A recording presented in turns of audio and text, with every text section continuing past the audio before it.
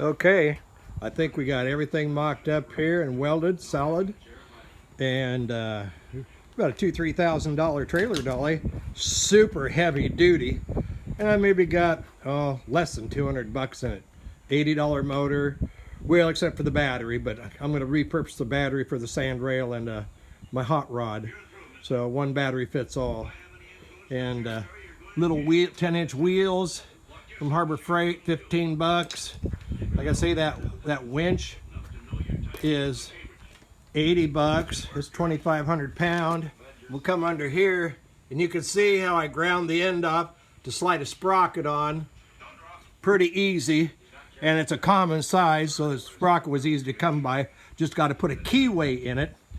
And on this YFZ axle, I did have to buzz the threads off, or buzz the splines off, the hubs, and then what I did was I just ran the nut down snug with a nail in there so the nut wouldn't tighten or loosen up, and put some red tacky CV grease in there. And all the little battery box fits good in there.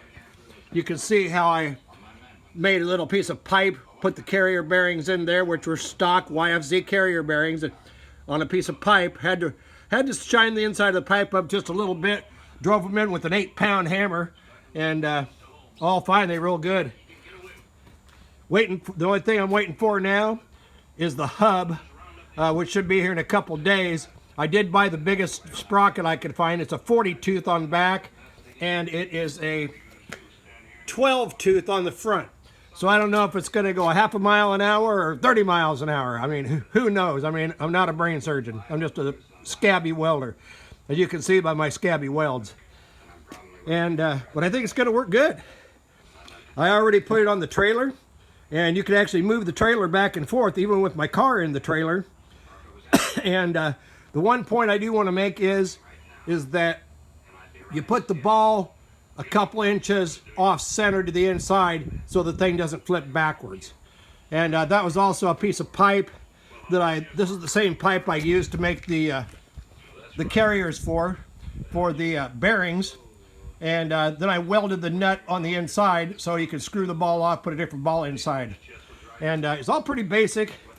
You know, I mean, I was able to use some scrap steel, and I got to figure out where the sprocket's going to go in back before I mount the motor. Although the motor does have the sprocket that slides back and forth, you know, so I can figure out where that wants to go, and put a keyway in it. And it also has a couple set screws, so that'll be nice. And man, this thing just works great. I mean, it's really going to work great. And so anyway, old Mr. Fairlane done with the project, and just like wood butchers putting trim on a house, I got to get the grinder out and get rid of some of them nasty welds. And but we're all done. All we got to do now is figure out a little thing that we're going to hold the battery down with, which will be pretty basic. You know, a couple thumb screws on a couple little rods coming from somewhere, and shine her up. Then when we're all done, what I think I'm going to do is I'm just going to make a nice little cover, kind of like a shoe box, that'll fit right over the top, go right over the hole here, and fit down just like a little shoe box, so it'll all enclose it, and then we can paint it or powder coat it or whatever I want to do with it. And so it hides everything that you need to hide, and it'll look downtown Charlie Brown. And then you get down here, and that's where a little pull rod is to engage and disengage it. And then I'll have to put a little handle on here, and it comes with a 6-foot cord to the winch, but it also has a remote, so that's going to be handy.